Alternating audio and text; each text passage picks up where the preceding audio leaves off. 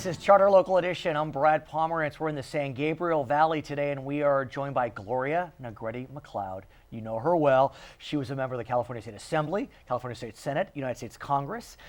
When she first started in politics, she was a member of the Chaffey Community College District, and guess what? She's running for that board again. We congratulate you. You're coming home. You're going back to your roots. What made you decide to run for the office that you held many years ago?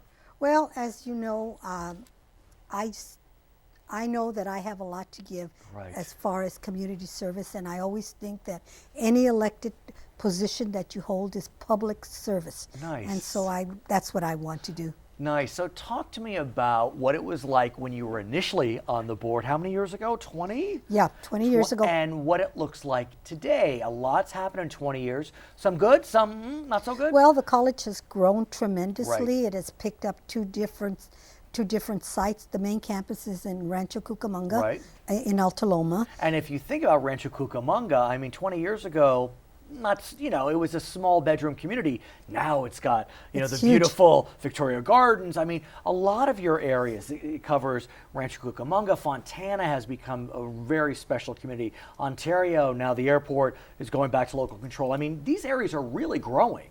So it's just grown, so the student body has grown, not as much as you would have thought, but so they have the main campus in Rancho, then they have an off-site in Fontana that was opened initially when I was a board member, and one in Chino. I want to ask about running for this district because it is fairly large geographically, and it is a district where you still are running at large. That's correct. Even though there are many communities, Ontario, Rancho, Fontana, you're not running in a certain area.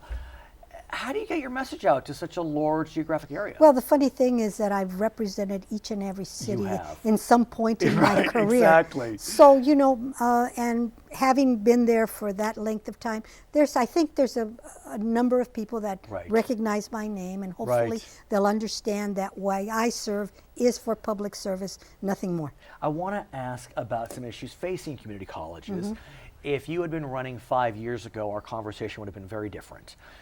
Funding was being cut dramatically, sections were being cut dramatically, young adults were having to go to one community college for one class, another for another class, they couldn't get the classes. Boy, what a difference a few years makes. In 2012, the voters passed Prop 30, which provided additional funding for community colleges. How has that benefited Chaffey in your mind? Well, I would imagine that their budgets have grown because of the number of students that have gone there.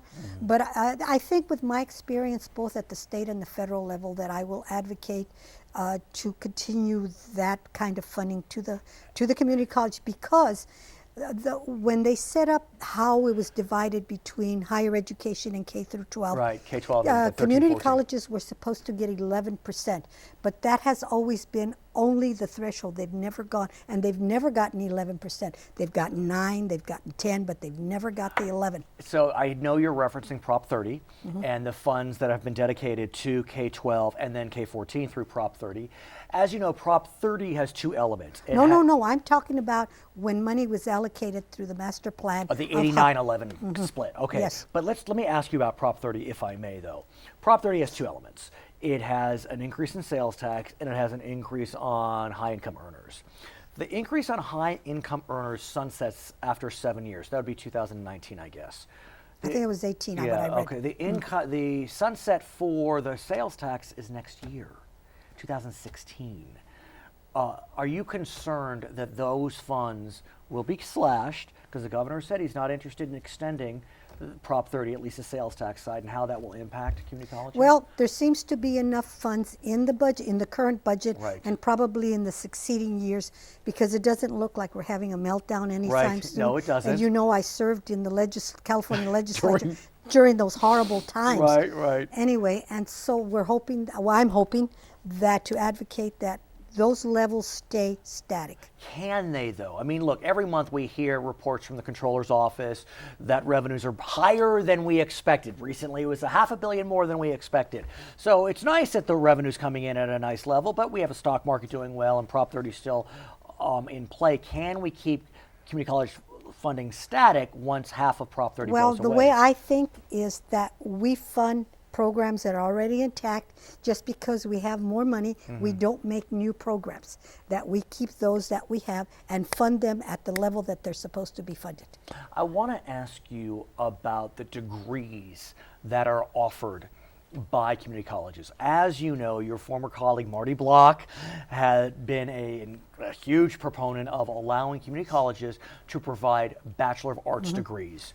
And I believe you were still there when that bill ultimately passed, or maybe you had left, but be that as it may, under the plan that was ultimately passed, I think it was SB 850 was the number, 15 community colleges could offer bachelors. SB, so no, I wasn't there because Marty Block wasn't there when I was there. Okay, so good. So it's all good. It's all good, whatever it may be.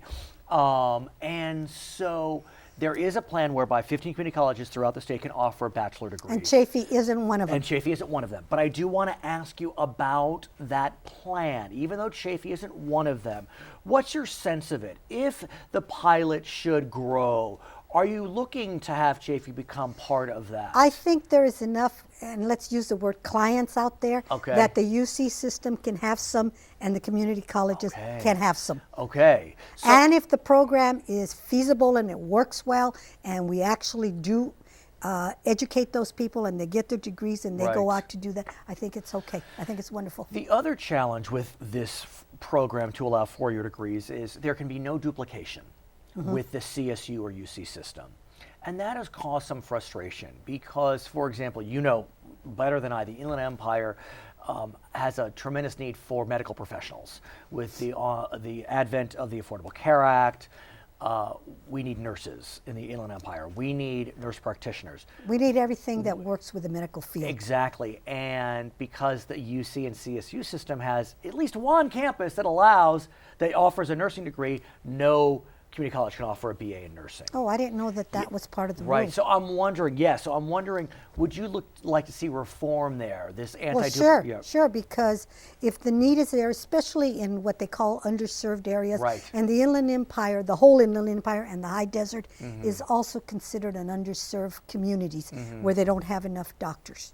So where do you go from here? You have this expertise in Washington.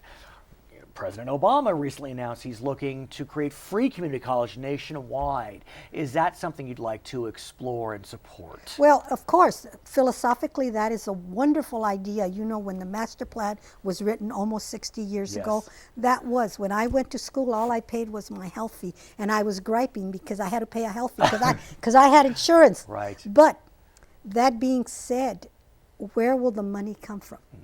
You're talking about that Proposition 30 is going to cease. So where would the money come from? Where would the states look for that money? But what about your former colleagues in Congress on the Republican side? Do you think they are interested in creating a free college? I think probably philosophically everybody is. Education should be free. The more people we have out there, the more they put back into the pot, the more they work, the better. But is it realistic? We'll have to see. Her name is Gloria Negrete-McLeod. She is a former member of the California State Assembly, California State Senate, and United States Congress. She retired last year, but she is looking to come home and serve on the first body in which she was elected. That, of course, is the Chaffey Community College District, which represents significant portions of the Inland Empire, all in San Bernardino County? All in San Bernardino County. Okay, my name is Brad Pomerance. We are in the beautiful San Gabriel Valley today, and you are watching Charter Local Edition.